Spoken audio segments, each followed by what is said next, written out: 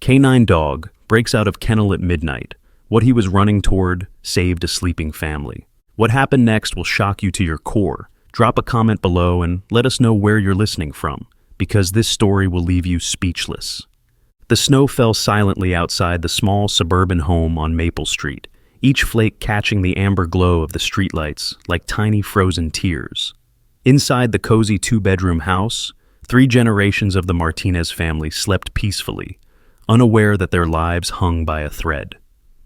Maria Martinez, a single mother of 28, had finally drifted off after another exhausting double shift at the local diner.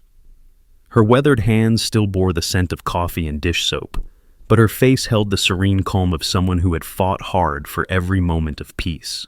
In the room next door, 5-year-old Luis curled under his dinosaur blanket, his small chest rising and falling in the rhythm of innocent dreams. His toy trucks lined the windowsill like tiny guardians, and his favorite stuffed dragon lay forgotten on the floor where it had tumbled during sleep. The boy's dark hair stuck up in every direction, and his lips curved in the faintest smile. Perhaps he was dreaming of the playground, or the ice cream his mom had promised for the weekend. Down the hallway, 73-year-old Papa Carlos sat in his worn leather recliner, his gray head tilted back in restless slumber. Even in sleep, his weathered hands gripped the armrests, old habits from decades of night terrors that still visited him. The television flickered with late-night infomercials, casting dancing shadows across his lined face. A faded military photograph sat on the side table, showing a younger Carlos in uniform, standing beside a German shepherd with intelligent eyes. 3 blocks away, in a sturdy backyard kennel behind a modest ranch house, a different story was unfolding. Shadow, a 6-year-old Belgian Malinois with a distinguished service record, paced restlessly behind the reinforced chain-link walls that had contained him perfectly for 2 years. His dark coat gleamed even in the dim moonlight, and his ears stood at perpetual attention, a habit carved deep by years of military training in Afghanistan. Shadow's handler, Officer Lisa Chen, slept soundly in her bedroom, her police uniform hanging neatly on the closet door for tomorrow's shift.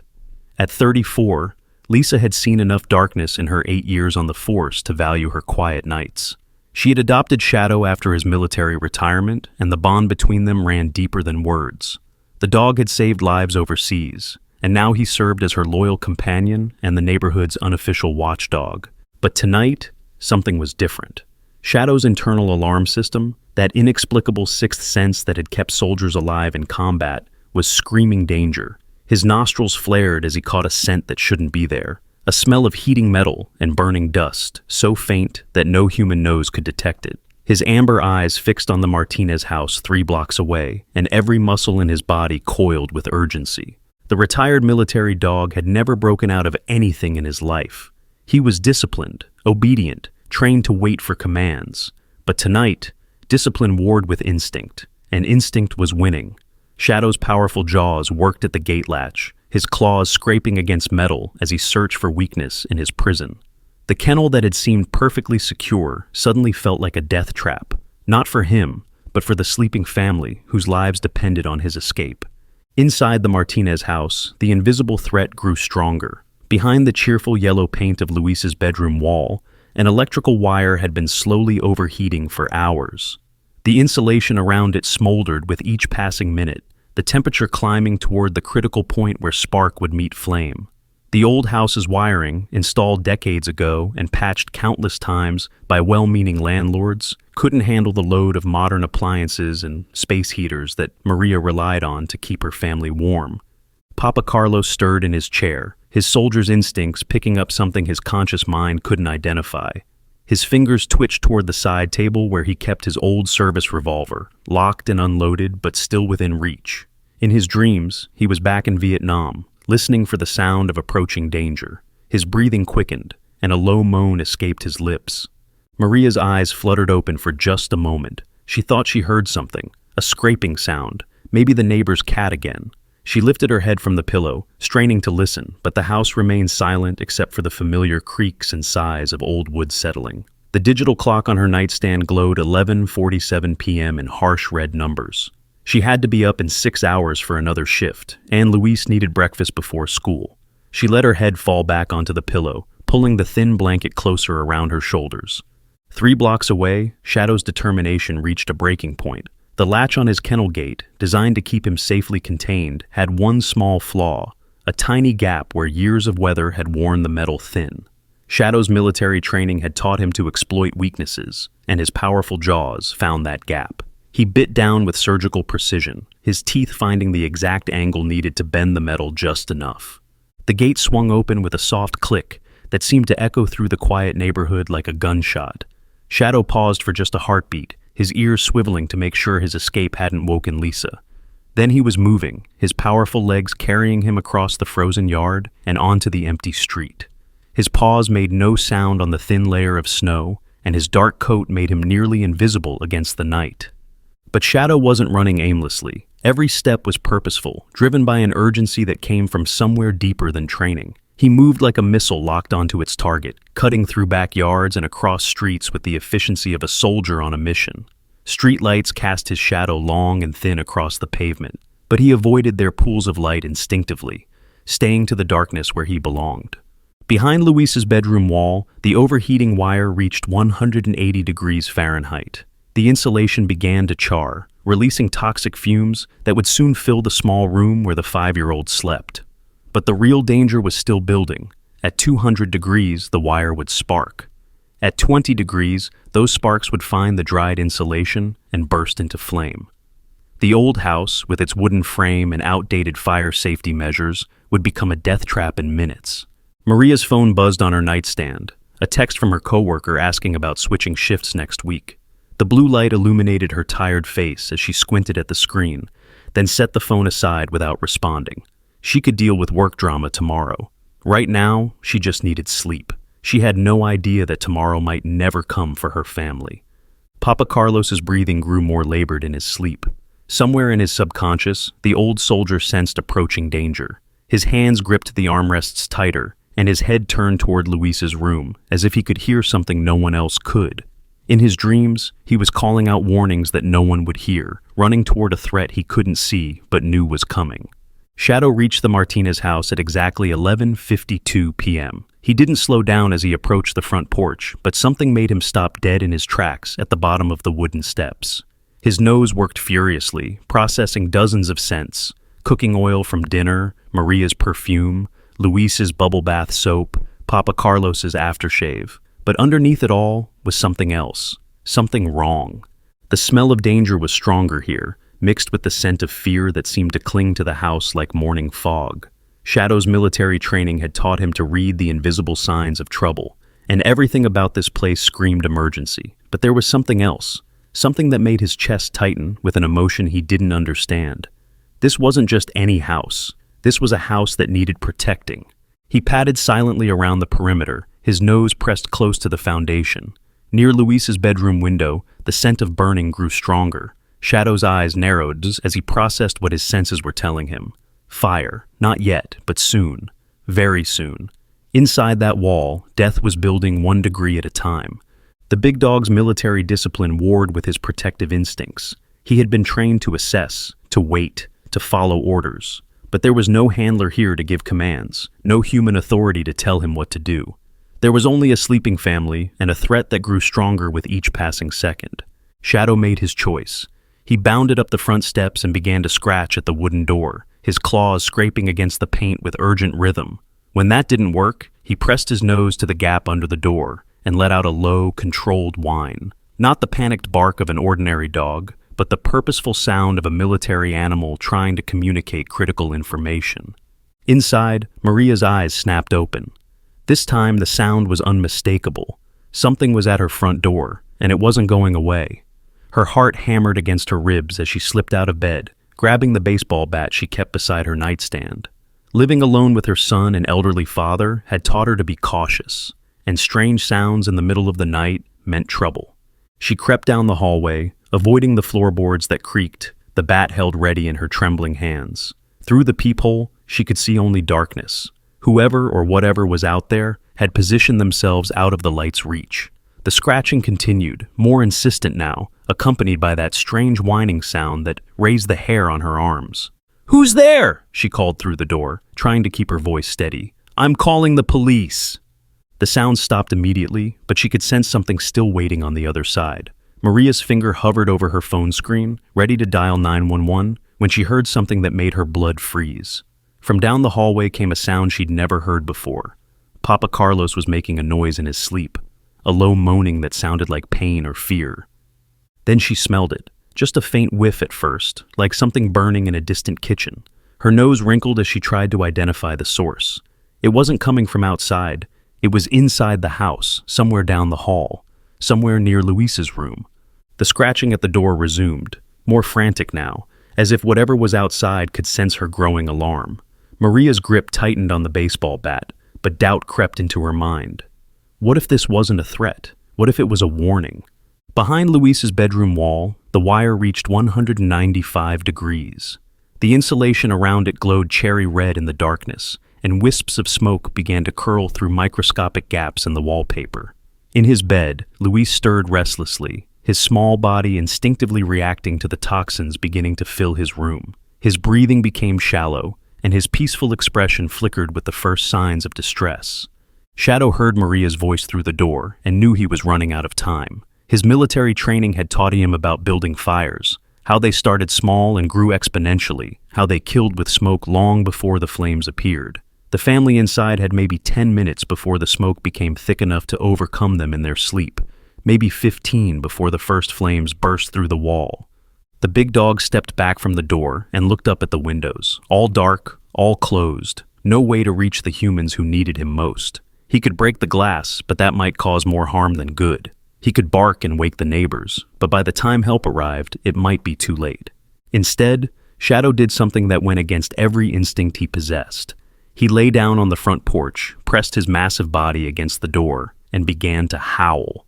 Not the wild, mindless howling of a lost dog, but the deep, mournful sound that military dogs made when one of their pack was in mortal danger. It was a sound that reached deep into the human soul and demanded attention. The howl carried through the quiet neighborhood like a siren, waking dogs and houses 3 blocks away. Porch lights began to flicker on as residents peered out their windows to see what was causing the disturbance. But Shadow didn't care about the attention. His howl was focused on one target, the woman behind the door who held her family's survival in her trembling hands. Maria's resolve crumbled as that haunting sound filled the night air. This wasn't the noise of a vicious animal or a dangerous intruder. This was the sound of something desperate, something trying to communicate urgent information. Her hand moved to the door locks, then hesitated. Papa Carlos's moaning grew louder from down the hall, and the smell of burning grew stronger. Luis began to cough in his sleep, his small body fighting against the invisible poison seeping into his room. The smoke wasn't visible yet, but it was there, building in concentration with each breath he took. His dinosaur blanket slipped to the floor as he tossed restlessly, his survival instincts trying to wake him from sleep that was becoming more dangerous by the second. Papa Carlos's eyes snapped open in his recliner, his soldier's training finally breaking through the barriers of age and exhaustion. He knew that smell. He'd encountered it in burning buildings during his tour in Vietnam. Something in his house was on fire, something hidden but growing stronger. His arthritic hands gripped the armrests as he struggled to pull himself upright, his heart pounding with the familiar rhythm of combat alertness. "Maria!" he called out, his voice cracked with sleep and alarm. "Maria! Something's wrong." The howling outside stopped abruptly, as if the animal had heard his voice and recognized it as confirmation of the danger within. Maria's hand was already turning the first lock when her father's warning reached her ears. The smell was stronger now, definitely coming from inside the house, and Papa Carlos's tone held the authority of someone who had faced life-and-death situations before. She threw open the door, and Shadow bounded inside without hesitation. The big dog ignored Maria completely, his nose already tracking the source of danger as he headed straight down the hallway toward Luis's room. His behavior was so focused, so purposeful, that Maria found herself following him instead of trying to stop him. Shadow reached Luis's bedroom door and began pawing at it, his whines growing more urgent by the second. When Maria caught up to him, she could see what the dog had already detected, a thin wisp of smoke curling from under the door, so faint it was barely visible, but growing stronger with each passing moment. "Luis!" Maria screamed, throwing open the bedroom door. The little boy was coughing now, his eyes still closed but his body fighting against the toxic air that filled his room. Maria scooped him up in her arms just as Papa Carlos appeared in the hallway, moving faster than he had in years. "Get out!" the old man shouted, his military training taking over. "Everyone out now!" Shadow had already turned toward the front door, his mission clear. Get the family to safety, then find the source of the fire. As Maria ran toward the exit with Luis in her arms, the dog stayed close to her heels, his body positioned to push her forward if she hesitated. Papa Carlos followed as quickly as his aging legs could carry him, one hand on the wall for support. They burst through the front door just as the first flames appeared in Luis's bedroom wall. The overheated wire had finally reached its breaking point, and the dried insulation caught fire with a soft whoosh that sent shadows dancing across the ceiling. Within seconds, the flames would spread to the curtains, then to the carpet, then to everything else in the small room. But the Martinez family was safe on their front lawn, gasping in the cold night air as sirens began to wail in the distance. Someone had called 911. Maybe one of the neighbors awakened by shadows howling. Maybe Papa Carlos had managed to make the call during their frantic escape. It didn't matter now. Help was coming. Shadow stood guard over the family, his body positioned between them and the house as if he could protect them from whatever dangers remained inside. His amber eyes reflected the growing light from Luis's bedroom window, and his ears remained at attention, listening for any sound that might indicate new threats. Maria held her son close to her chest, feeling his heartbeat against hers as his coughing gradually subsided in the fresh air. Luis's eyes fluttered open, confused and frightened by the sudden awakening, but alive. Papa Carlos sat heavily on the front steps, his breathing labored, but his eyes alert as he watched the flames beginning to lick at his grandson's bedroom window. "How did you know?" Maria whispered to Shadow, reaching out to touch his massive head. "How did you know to come here?" The dog didn't answer, of course, but his eyes held an intelligence that seemed almost human. As Maria's fingers touched his fur, she felt a strange sense of recognition, as if this moment had been destined from the beginning. Shadow pressed his warm body against her legs, offering comfort, even as the flames behind them grew brighter. Fire trucks rounded the corner with sirens blaring, their red and white lights painting the snow-covered street in dramatic colors. Neighbors emerged from their houses in robes and slippers, drawn by the commotion and the smell of smoke that now filled the air. The Martinez house, which had been a quiet symbol of family life just minutes before, was now the center of a crisis that would change everything. Captain Jim Rodriguez was the first firefighter to reach the family. At 42, he had seen enough house fires to know that this one could have been catastrophic. The fact that all three family members were standing safely on the lawn, unharmed and alert, told him that something extraordinary had happened here. "Is everyone okay?" he asked, kneeling down to check Luis's breathing, while his crew began connecting hoses to the nearest hydrant. "Anyone hurt or suffering from smoke inhalation?" "We're fine," Maria said, though her voice shook with delayed shock. "This dog woke us up. He broke into our house and led us right to the fire. I don't understand how he knew." Captain Rodriguez looked at Shadow with new interest. The dog's behavior was unusual. Instead of running from the chaos like most animals would, he remained calm and positioned protectively near the family. His eyes tracked every movement of the firefighters, as if he was coordinating the rescue operation from his position on the lawn. "Whose dog is this?" Rodriguez asked. But before anyone could answer, another voice cut through the night air. "Shadow! Shadow, where are you?" Lisa Chen came running down the street, her police training evident in the way she moved, despite being dressed in pajamas and an hastily thrown-on coat. Her dark hair was disheveled from sleep, and her face showed the panic of someone who had discovered their most precious companion missing. She had woken to find Shadow's kennel gate open and no sign of her partner anywhere in the yard. "There," Papa Carlos pointed toward Lisa as she approached. "That must be his owner." Lisa stopped short when she saw Shadow standing guard over the Martinez family, her expression shifting from relief to complete bewilderment. "Shadow, what are you doing here? How did you get out?"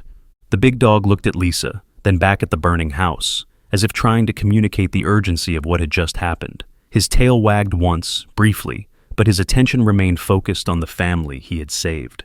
"This is incredible," Captain Rodriguez said, watching the interaction between dog and handler.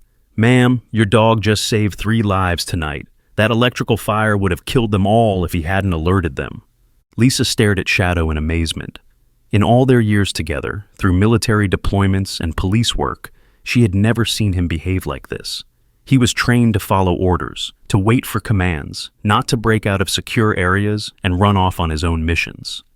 "I don't understand," Lisa said, kneeling down to examine Shadow for any signs of injury. "He's never broken out before, never. And how did he know to come here? We live 3 blocks away." Maria stepped forward, still holding Luis in her arms. "Officer, I need to thank you and your dog. We would have died in there. The smoke was already in my son's room when we got out." As if summoned by her words, Fire Chief Danny Torres emerged from the house, his face grim behind the clear shield of his breathing apparatus. He pulled off his helmet and wiped soot from his forehead as he approached the group. "You folks are incredibly lucky," he said, his voice carrying the weight of too many tragedies. The fire started behind the wall in the child's bedroom. Old wiring, probably been overheating for hours. In another 10 minutes, maybe 15, the smoke would have overcome you all in your sleep. Luis coughed again, and Maria held him tighter. The reality of how close they had come to dying was beginning to sink in, and her legs felt weak beneath her. Papa Carlos moved to support her, his own face pale with the shock of their narrow escape. "But how did the dog know?" Torres continued, looking at Shadow with the same puzzlement everyone else was showing. "Animals have good instincts for danger, but this is something else. He had to travel 3 blocks, break into your house, and know exactly where the problem was. That's not instinct, that's intelligence." Shadow's ears perked up at the discussion, but he remained focused on his self-appointed duty of protecting the Martinez family. Every few seconds, his gaze would sweep the area, checking for new threats, then return to rest on Luis's small face. The child was staring back at him with the wide-eyed wonder that only a 5-year-old could possess. "Mama," Luis whispered, his voice still hoarse from the smoke, "is he a superhero dog?" The question hung in the air like a challenge to the adults to explain what couldn't be explained. Lisa looked at her partner with new eyes, seeing something in his behavior that she had never noticed before. Shadow had always been exceptional. That's why he had been selected for military service, why he had excelled in police work. But this was beyond exceptional. This was almost supernatural. "Officer Chen," Papa Carlos said suddenly, his voice carrying a strange note of recognition. "What did you say your last name was?" "Chen," Lisa replied, puzzled by the change in topic. "Lisa Chen. I've been Shadow's handler for 2 years now, since he retired from military service." Papa Carlos studied her face in the flickering light from the fire trucks. Something about her features, the shape of her eyes, the way she carried herself, was triggering memories from decades past. "Did you ever know a soldier named David Chen? He would have served in Afghanistan, worked with military dogs." Lisa's breath caught in her throat. "That was my father, Staff Sergeant David Chen. He died in Afghanistan in 2018, killed by an IED while on patrol with his canine partner." Her voice grew quiet, heavy with old grief. "Why do you ask?" Papa Carlos's weathered face transformed as recognition dawned. "Because I knew your father, mija. We served together for 6 months before I was transferred. He used to show me pictures of his little girl back home who wanted to be a police officer just like her dad." The revelation hit Lisa like a physical blow. She stared at the old man, seeing in his lined features the ghost of someone she had known years ago. "You're Carlos Martinez? My father used to write about you in his letters. He said you were the best soldier he ever served with." "And Shadow," Papa Carlos continued, his voice growing stronger as the memories flooded back. "Shadow was your father's dog. I remember him as a puppy, barely old enough for training. David used to say that dog had a 6th sense for danger, that he could smell trouble before it happened." Lisa's hands trembled as she reached out to touch Shadow's head. The dog looked up at her with those intelligent amber eyes, and for a moment, she could swear she saw something of her father in his gaze. "But that's impossible. My father's dog died with him in Afghanistan. The military told us both were killed in the explosion." "Military records can be wrong," Papa Carlos said gently. "Sometimes dogs survive when their handlers don't. Sometimes they get reassigned, their histories get mixed up. But I never forget a face, human or canine. This is David's dog. This is Shadow." The weight of this revelation settled over the group like a blanket. Lisa stared at Shadow, seeing him not just as her partner, but as a living connection to the father she had lost. Maria held Luis closer, understanding now that their rescue was more than just a lucky coincidence. It was part of a larger story that connected all their lives. Fire Chief Torres cleared his throat, bringing everyone back to the immediate crisis. Folks, I hate to interrupt, but we need to finish our investigation. The fire's out, but the house isn't safe to enter tonight. You'll need somewhere else to stay. Maria's face fell as the reality of their situation hit her. The house was damaged, possibly beyond repair. Even if insurance covered the repairs, they would need weeks or months to make it livable again. She had maybe $300 in her savings account and nowhere to go with a 5-year-old and an elderly father. We'll figure something out, she said, trying to keep her voice steady for Luis's sake. Maybe a motel for tonight, then we'll see. No, Lisa said suddenly, her voice filled with determination. You'll stay with me, all of you. I have a 3-bedroom house, and after what Shadow did tonight, after what your father did for my father, she looked at Papa Carlos with deep respect. It's the least I can do. Papa Carlos shook his head slowly. Mija, we can't impose on you like that. You don't even know us. But I do know you, Lisa replied. My father wrote about Carlos Martinez in every letter he sent home. He said you saved his life twice in Vietnam, that you were the kind of soldier who would give his life for his brothers. And now your family is connected to mine through Shadow. This isn't charity. This is family taking care of family. Shadow seemed to understand the conversation, because he moved from his position guarding the Martinez family to stand between Lisa and Papa Carlos, as if physically connecting the two groups. His tail wagged once, a sign of approval that made everyone smile despite the circumstances.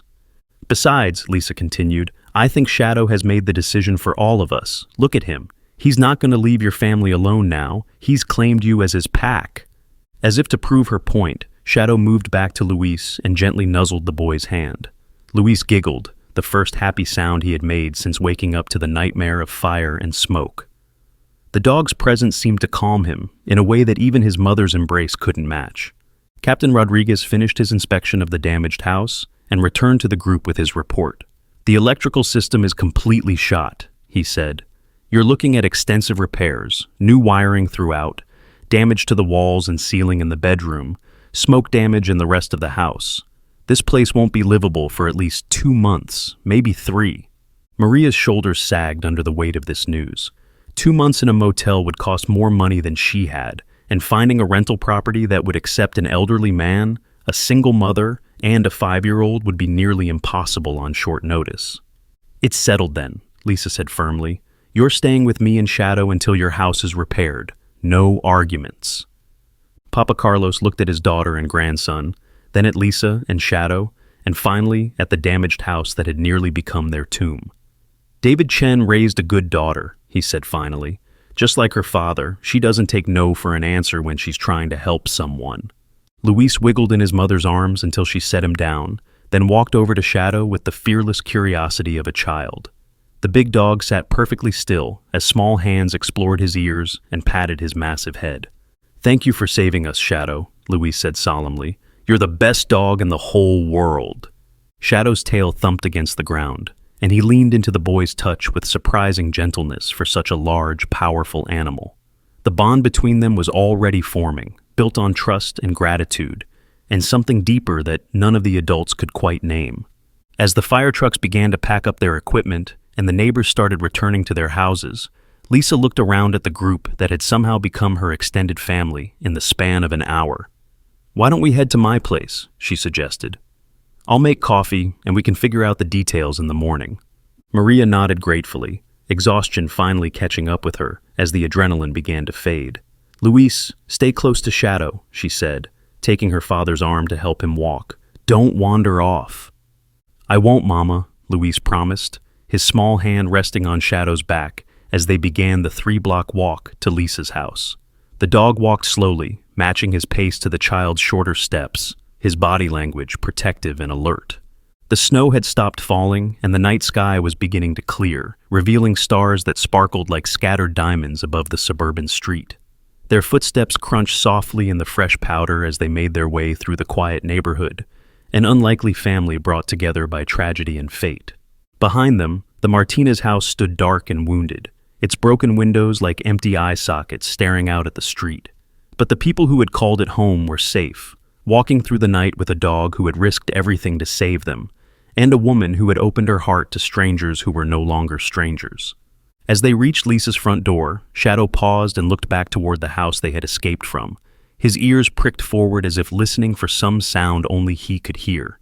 Then he turned back to his new pack, satisfied that the danger was truly over and his mission was complete. But what none of them knew, as they settled into Lisa's warm living room with cups of hot coffee and cocoa, was that their story was far from over. The fire had been stopped, the family had been saved, but the questions raised by Shadow's miraculous intervention were just beginning to unfold. What had really happened to David Chen's military dog all those years ago? How had Shadow known to go to that specific house at that specific time? And what other secrets lay buried in the connection between these two families? The answers would come, but not tonight. Tonight was for gratitude, for the miracle of being alive, and for the strange ways that fate could bring people together when they needed each other most. What do you think really happened to Shadow during those missing years between Afghanistan and finding Lisa? Drop your theories in the comments below. The morning sun streamed through Lisa's kitchen windows, casting warm golden rays across the breakfast table, where an unlikely family had gathered. Luis sat cross-legged on the floor next to Shadow, sharing pieces of his pancakes with the big dog, while Maria and Papa Carlos nursed their second cups of coffee. The events of the previous night felt almost dreamlike in the gentle light of day, but the smell of smoke that still clung to their clothes served as a stark reminder of how close they had come to tragedy. Lisa poured herself another cup of coffee and sat down across from Papa Carlos, studying his weathered face with new interest. "Tell me more about my father," she said quietly. "The military gave us the basic facts, but I never got to hear the stories from someone who actually knew him." Papa Carlos's eyes grew distant as he traveled back through decades of memories. "David was barely 22 when I met him, but he had the heart of a lion. Most soldiers his age were scared, trying to prove themselves or just trying to survive. But your father, he genuinely cared about everyone around him. He would share his rations with local kids, spend his free time teaching them English." "That sounds like him," Lisa said, her voice thick with emotion. "Even when I was little, he was always bringing home stray animals, helping neighbors with their problems. Mom used to say he collected broken things and tried to fix them." "Shadow was just a puppy then," Papa Carlos continued, glancing at the dog who seemed to be listening to every word. "Maybe 6 months old, barely past basic training. But David saw something special in him. He would spend hours working with that dog, teaching him commands that weren't in any manual. He said Shadow understood things other dogs couldn't." Maria looked up from helping Luis with his breakfast. "What kind of things?" "David claimed Shadow could sense danger before it happened. Not just smell explosives or hear enemy movement, but actually predict when something bad was about to occur. The other soldiers thought it was nonsense at first, but after Shadow saved us from 3 separate ambushes, even the skeptics became believers." Lisa leaned forward, fascinated. "The military reports never mentioned anything like that. They just said he was a standard explosive detection dog." Papa Carlos chuckled grimly. "The military doesn't like to put supernatural abilities in official reports, mija. But I saw it with my own eyes. Shadow would start acting agitated hours before an attack, sometimes even the day before. He would position himself between David and danger, refuse to let him go certain directions. That dog saved more lives than any medal could recognize." Shadow's ears perked up at the mention of his name, and he looked directly at Papa Carlos as if recognizing something in the old man's voice. Luis noticed the change in the dog's behavior and wrapped his small arms around Shadow's neck. "He saved us too," Luis said proudly. "Shadow's a hero dog." "Yes, he is," Lisa agreed, but her expression was troubled. "But I still don't understand how he got from Afghanistan to the animal shelter where I found him. The timeline doesn't make sense." Papa Carlos shifted uncomfortably in his chair.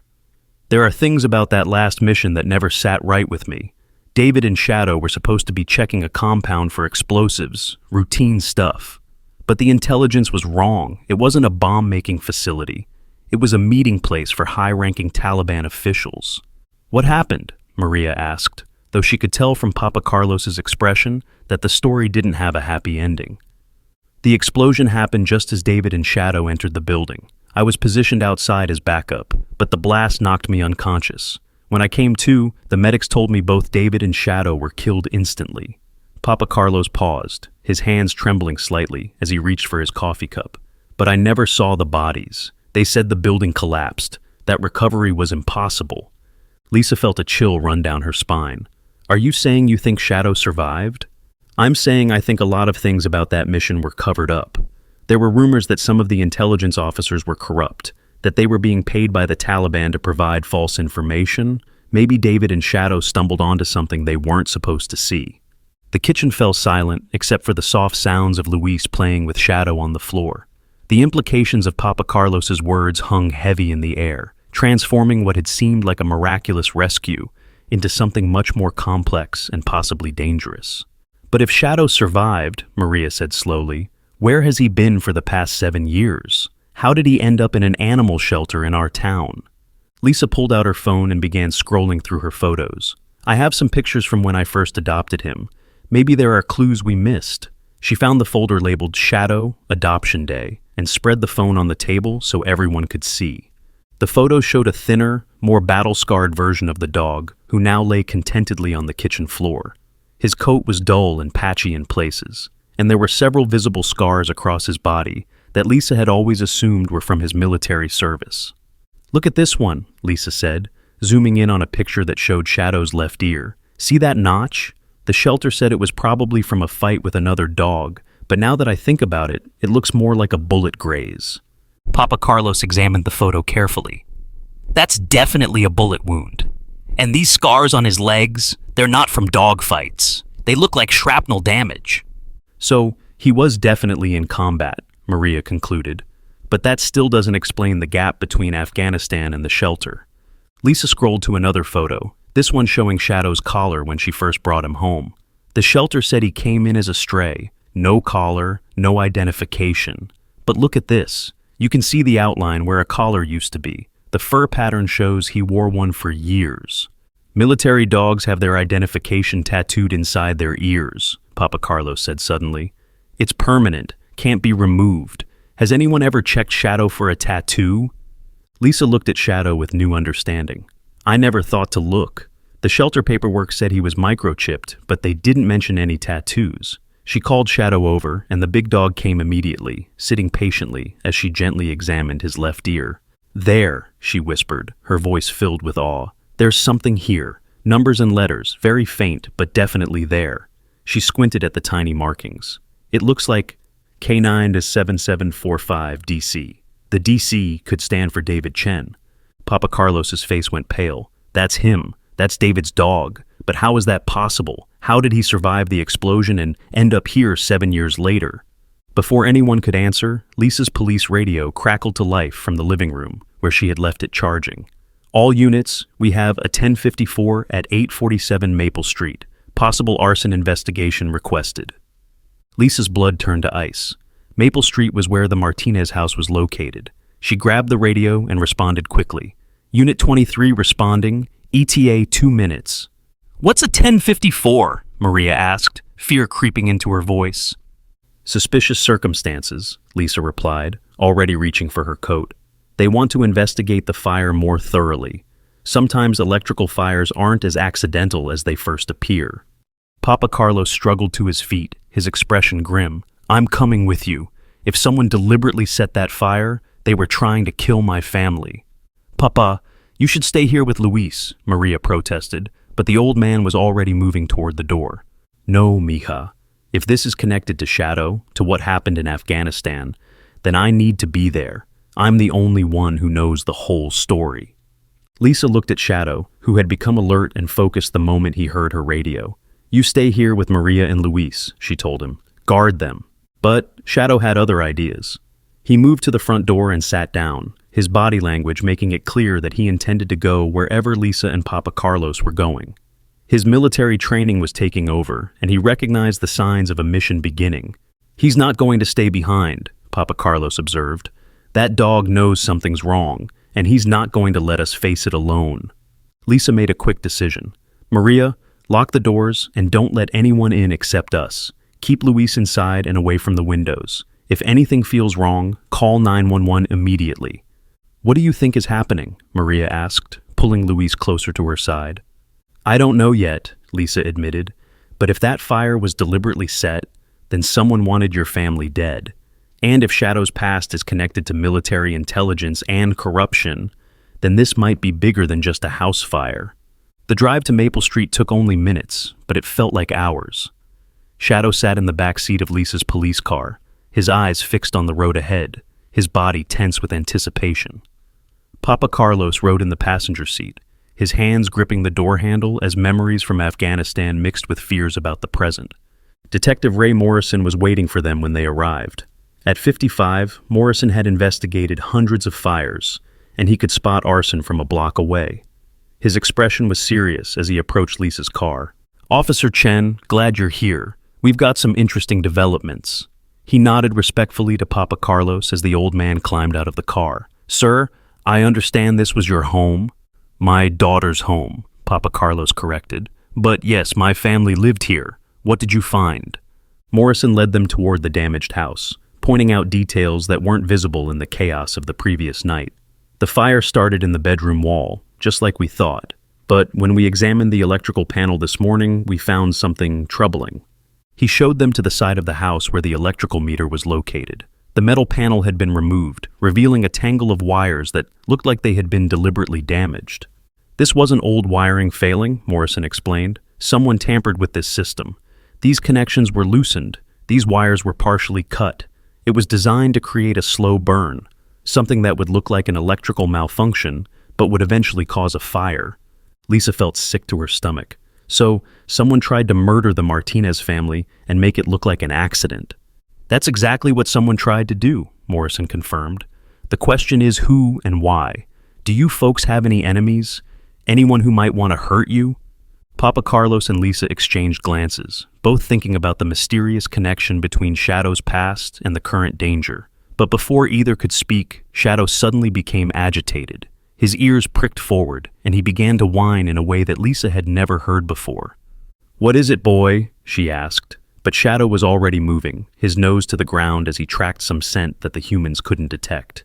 He led them around to the back of the house, where the snow had been disturbed by multiple footprints. Morrison knelt down to examine the tracks. "These are fresh, probably from this morning. Someone was here after we finished our initial investigation." He looked up at Lisa with concern. "Someone came back to check their work." Shadow's whining grew more urgent, and he began pawing at a spot near the back fence where the snow had been scraped away. Lisa grabbed a stick and carefully moved the snow aside, revealing something that made her heart race. "Morrison, look at this." Buried in the shallow depression was a cigarette butt, still relatively fresh. But, more importantly, there was also a small electronic device, about the size of a cell phone, with wires leading toward the house. "That's a remote detonator," Morrison said grimly. "Military grade, probably left over from Iraq or Afghanistan. Someone was planning to set off a second explosion if the first fire didn't do the job." Papa Carlos stared at the device with recognition dawning in his eyes. "I've seen devices like this before. The Taliban used them for roadside bombs. But this one is different. It's American military technology." Lisa's mind raced as the pieces began to fall into place. Someone with access to military equipment wanted the Martinez family dead. Someone who knows about explosives, about making attacks look accidental. "But why?" Morrison asked. "What could this family possibly know that would make them targets?" Before anyone could answer, Shadow's behavior changed again. Instead of investigating the ground, he was now staring at the tree line behind the house, his body rigid with alertness.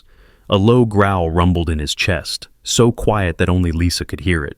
"Someone's watching us," she whispered to Morrison and Papa Carlos. "Shadow's picked up on something." Morrison's hand moved instinctively to his weapon. "How many?"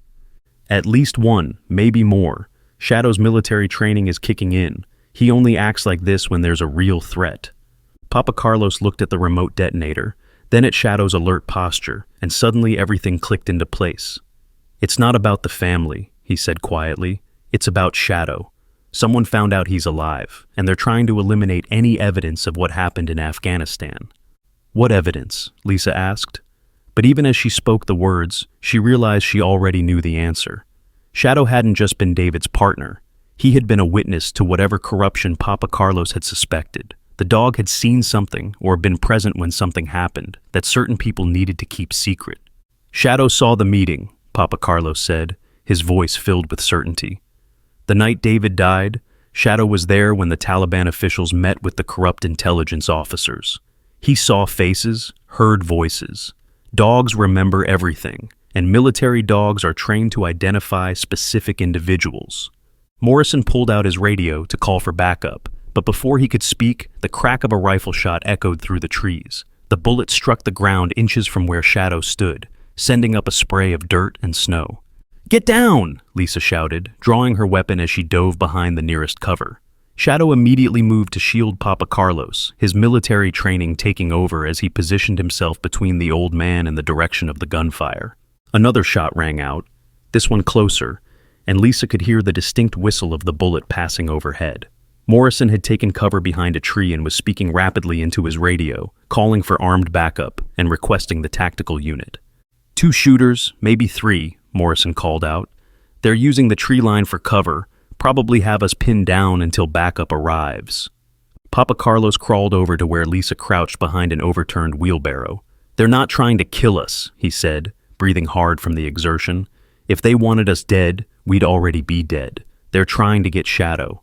As if to confirm his words, a voice called out from the trees. "Send out the dog, and nobody gets hurt. This doesn't have to involve civilians." Lisa's grip tightened on her weapon.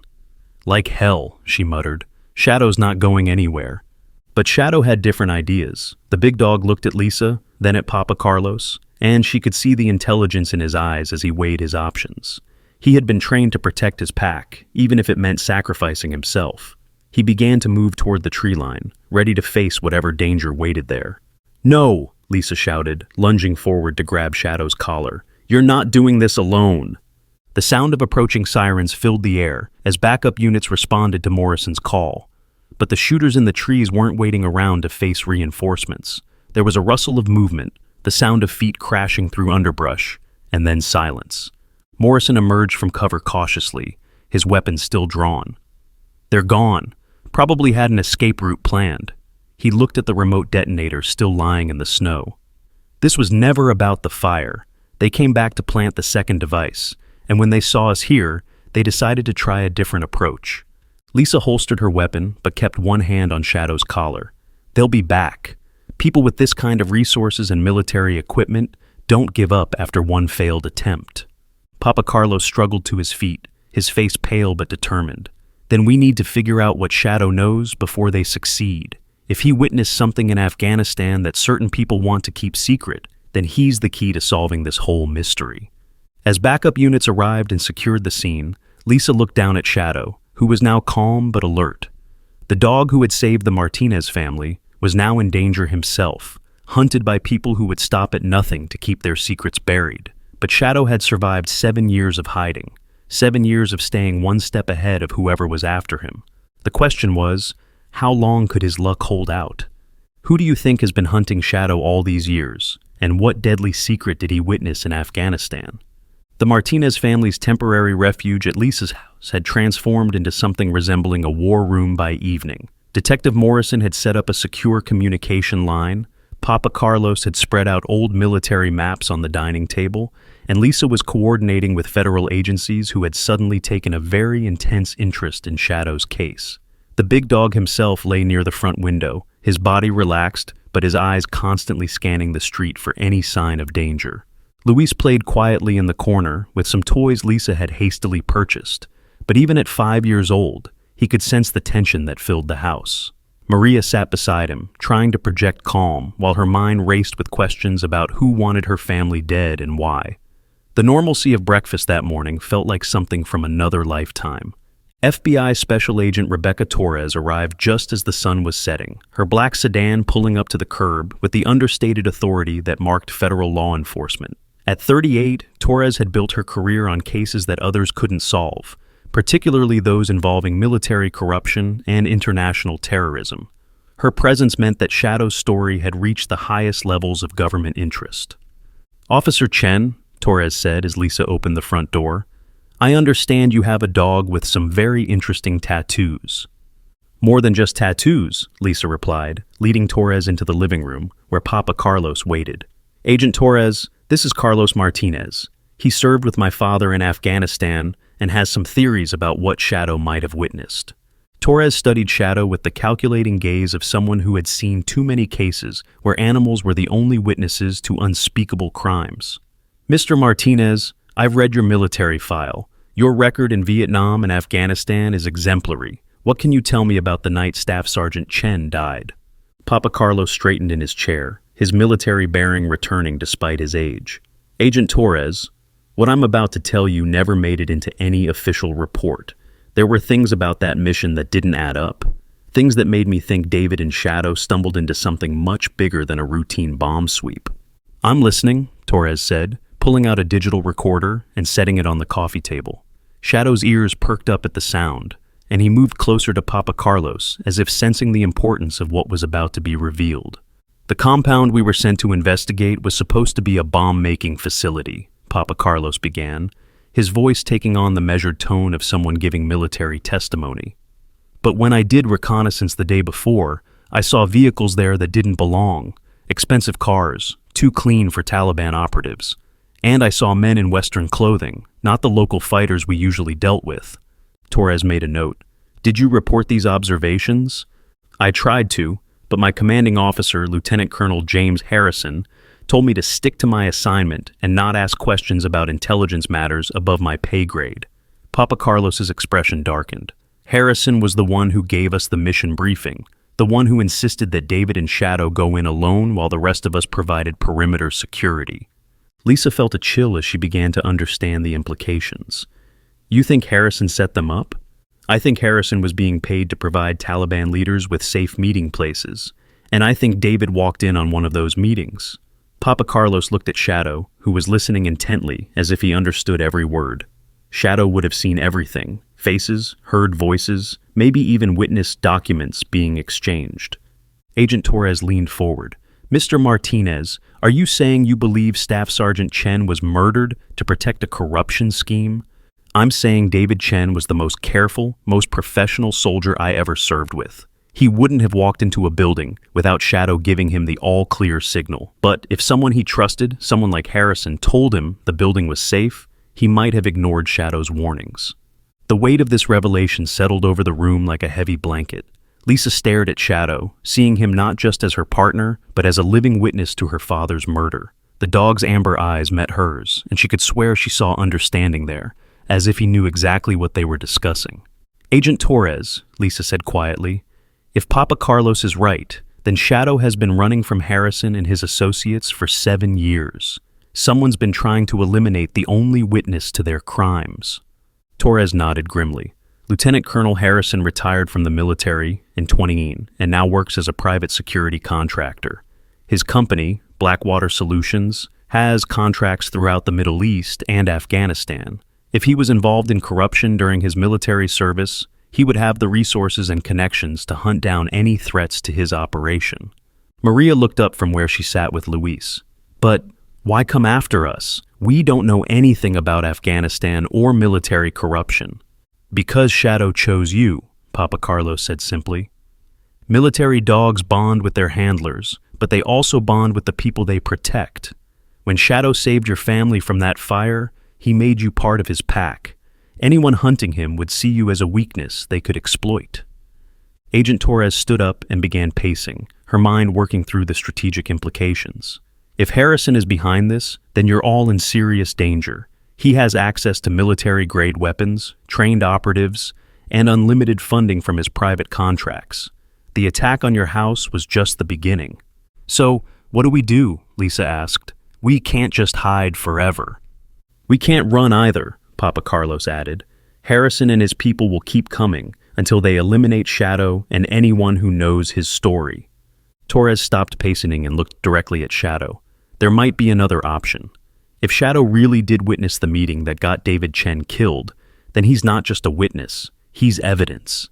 Military dogs are trained to remember specific individuals, to identify them on command. If we could get Shadow to identify Harrison or his associates, we might be able to build a case. How? Lisa asked.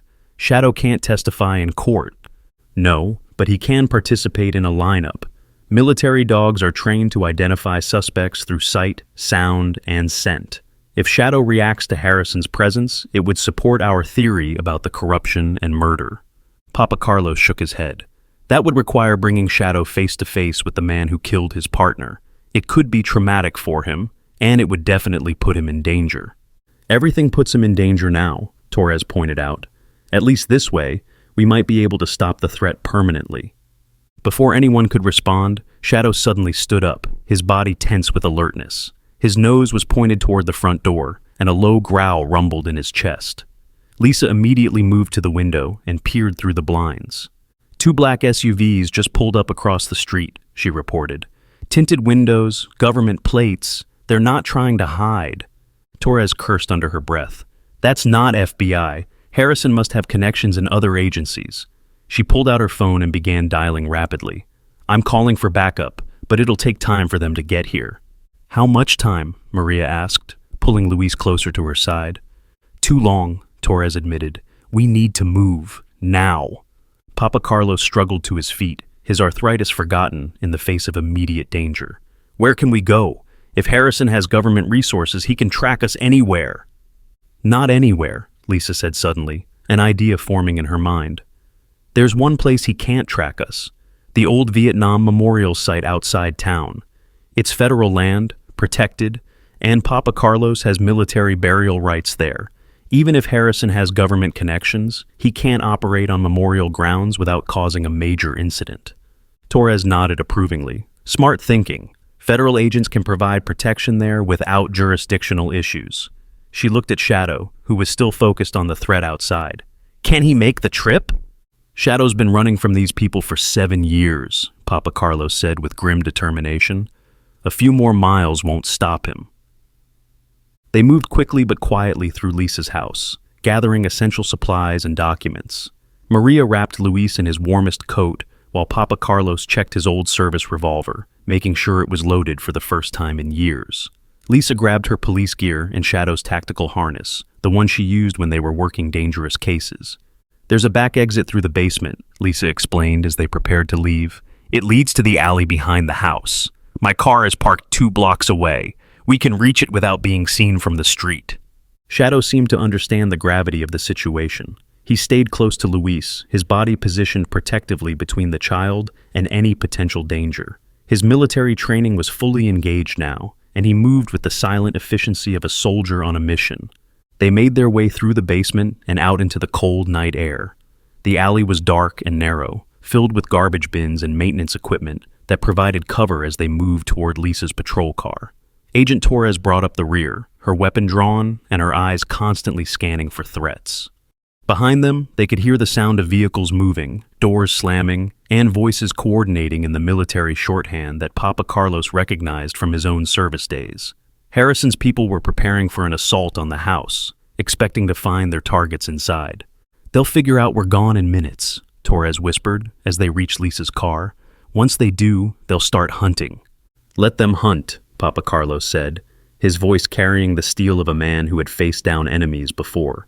Shadow survived 7 years of running. Tonight, we make our stand. They piled into the patrol car, with Shadow taking up most of the back seat, and Luis curled up against his warm fur. Maria sat in front with Lisa, while Papa Carlos and Agent Torres squeezed in wherever they could fit. It wasn't comfortable, but comfort wasn't the priority anymore. Lisa started the engine and pulled out of the alley without turning on her headlights. The Vietnam Memorial was 20 miles outside of town, and they would have to take back roads to avoid detection. But Shadow seemed to sense their destination, and his tail wagged once in approval, as if he remembered visiting memorial sites with David Chen years ago. As they drove through the dark countryside, Papa Carlos began to tell them more about the night David Chen died. The explosion that supposedly killed them both happened at 2:17 a.m. local time. I remember because I was checking my watch when the blast knocked me unconscious. But here's what never made sense. David's body was never recovered. They said the building collapsed and recovery was too dangerous. But I've seen building collapses before. There's always something left. What are you saying? Torres asked. I'm saying maybe David didn't die in that explosion. Maybe he and Shadow both survived the initial blast, but David was captured. Maybe Harrison needed him alive to extract information about what he had seen. Lisa's hands tightened on the steering wheel. You think my father might have been tortured for information? I think your father was a threat to Harrison's operation, and I think Shadow was the only witness to what really happened to him. Papa Carlos reached over to pat the big dog's head. Shadow didn't just escape from Afghanistan. He was rescued. Someone helped him get out. Someone who knew he was carrying dangerous secrets. Who? Torres demanded. Someone who wanted those secrets to come to light, but who couldn't act directly without exposing themselves. Someone who arranged for Shadow to end up in an American animal shelter, knowing that eventually he would find his way to David's daughter. The implications of this theory hit Lisa like a physical blow. If Papa Carlos was right, then Shadow's presence in her life wasn't a coincidence. It was part of a larger plan to expose the truth about her father's death. Someone had been orchestrating events for years, waiting for the right moment to reveal Harrison's crimes. But who has that kind of patience and resources? Lisa asked. Someone with just as much to lose as Harrison, Papa Carlos replied. Someone who was part of the original corruption scheme, but who developed a conscience. Someone who wanted to make things right. As they approached the Vietnam Memorial, Shadow began to whine softly. Not the distressed whine of fear, but the eager sound he made when he recognized a destination.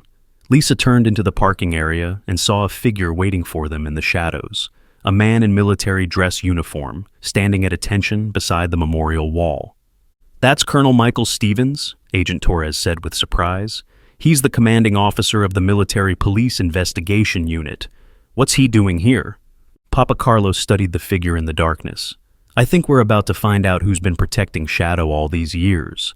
As they climbed out of the car, Colonel Stevens stepped forward into the light. He was a man in his 60s, with gray hair and the bearing of someone who had spent decades carrying heavy secrets. But his eyes were fixed on Shadow, and there was something in his expression that spoke of relief and long-awaited resolution. Mr. Martinez, Stevens said, his voice formal but warm. I've been waiting 7 years for this conversation. Could Colonel Stevens be the one who saved Shadow and orchestrated his escape from Afghanistan? Colonel Stevens approached slowly, his hands visible and his posture non-threatening, but Shadow's reaction was immediate and dramatic. The big dog's tail began wagging furiously, and he pulled forward against his leash with an excitement that Lisa had never seen before. It wasn't just recognition, it was joy, the kind of reunion between old friends who had thought they would never see each other again. Hello, Shadow, Stevens said softly, kneeling down as the dog broke free from Lisa's grip and bounded toward him. I've missed you too, old friend. Shadow practically knocked the colonel over with his enthusiasm, his entire body wiggling with happiness as he covered Stevens's face with doggy kisses. For a moment, the tension of the night faded, as everyone watched the emotional reunion between man and dog. You know him, Lisa said, though it was more statement than question. I've known Shadow since he was 8 weeks old, Stevens replied, scratching behind the dog's ears in a way that suggested years of familiarity. I was the commanding officer who selected him for the K9 program, and I was the one who partnered him with your father. Papa Carlos stepped forward, his expression a mixture of confusion and growing understanding. Colonel Stevens, you were listed as killed in action in 2019. There was a memorial service and everything.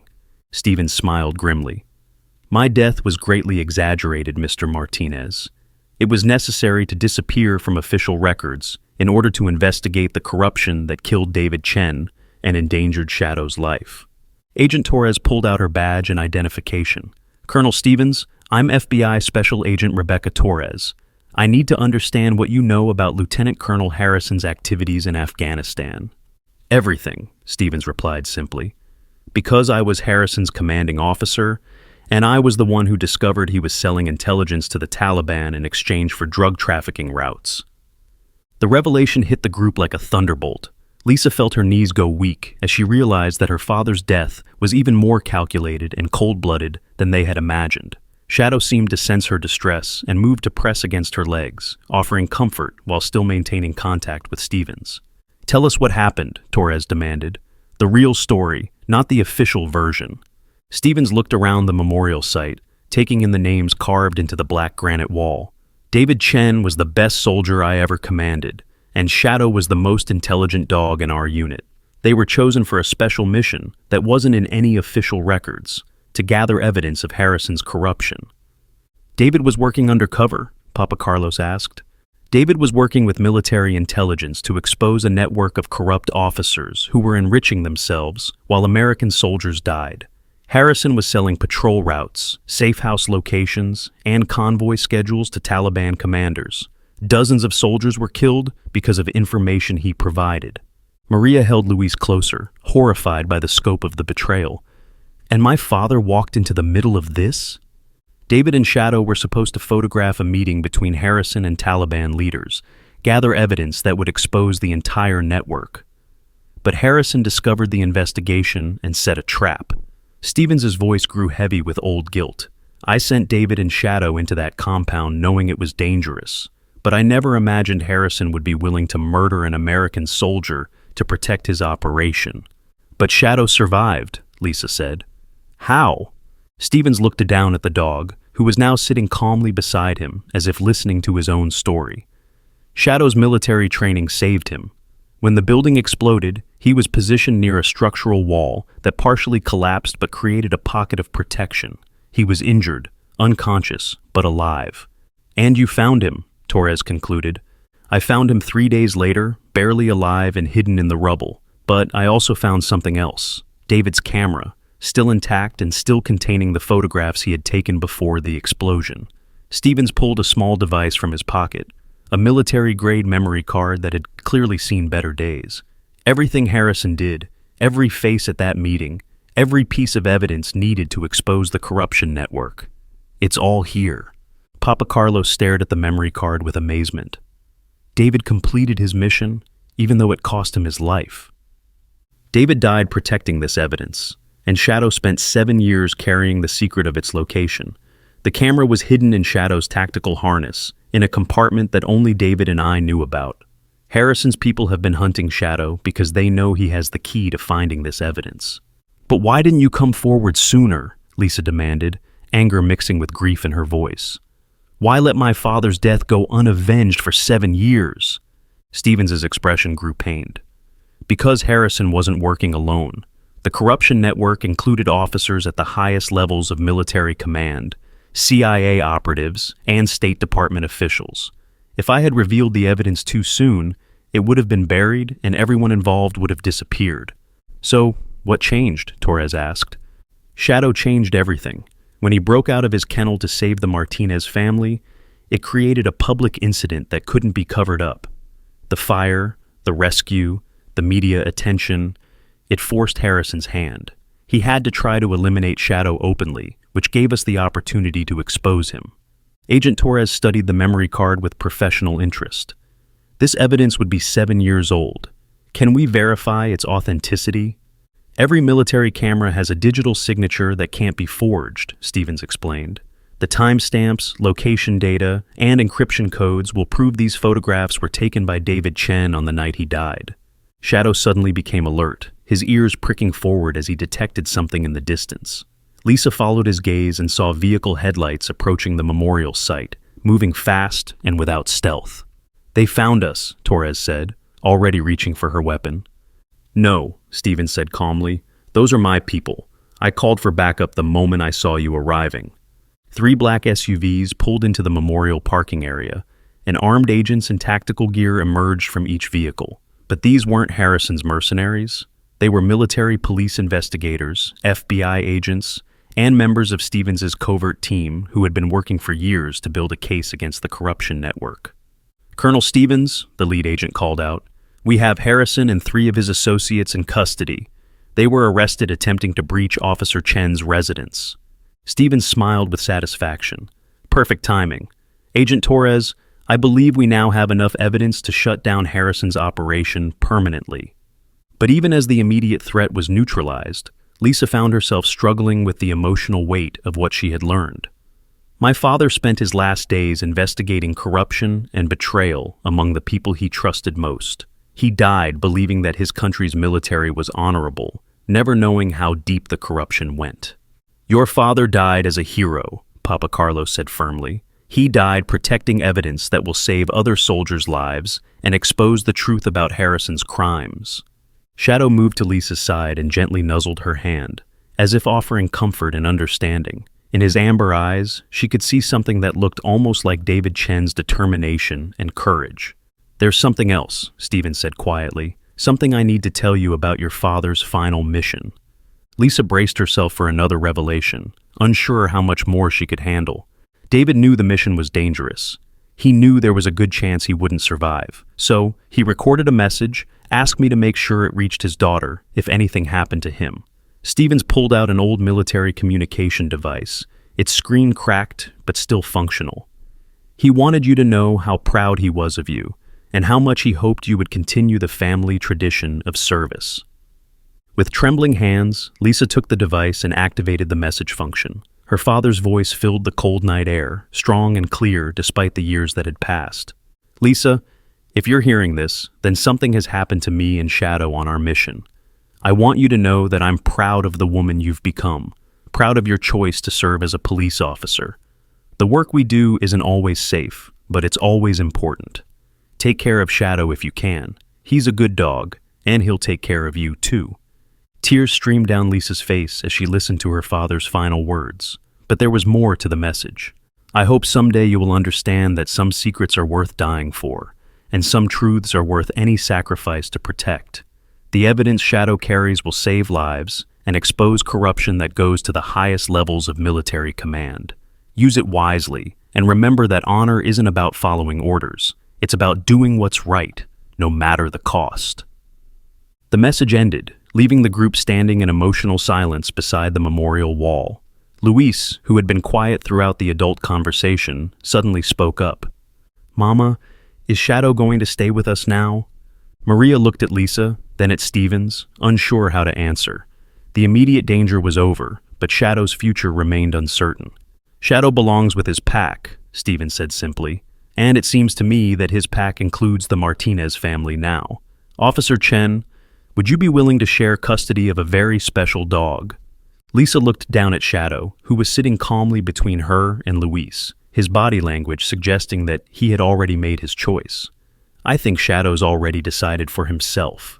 Agent Torres finished coordinating with the other federal agents and returned to the group. "Harrison is talking, trying to negotiate a plea deal. He's admitted to taking bribes from Taliban leaders and providing intelligence that resulted in American casualties.